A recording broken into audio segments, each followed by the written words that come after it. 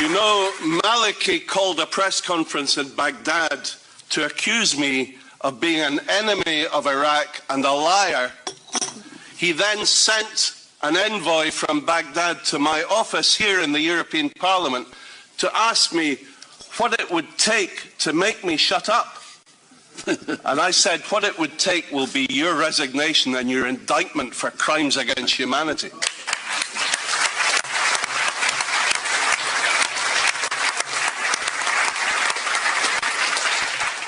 But you know, my good friend Howard Dean said that the West is plagued with a history of short-termism.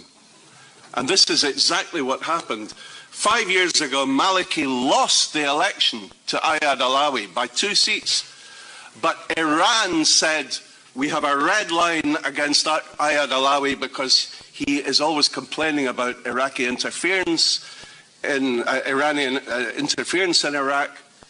So we no way will allow him to become the Prime Minister. And America and Britain and Europe backed Iran and said, okay, we support Maliki to form a coalition and to take control.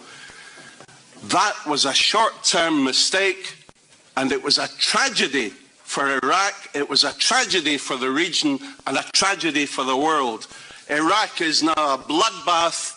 We warned again and again that this would happen, that there would be civil war. Now, Haider al-Abadi, the new Prime Minister, says that there are over 1 million armed militia, Shiite militia, active in Iraq, backed, financed, and very often led by the Quds Force from Iran, waging sectarian war on the Sunni population. And then the world says, why is it the Sunni tribes people in Anbar and Diyala are not standing up and fighting alongside the Iraqi army to get rid of ISIS? Because the Sunni people think that the Shiite militia are worse than ISIS.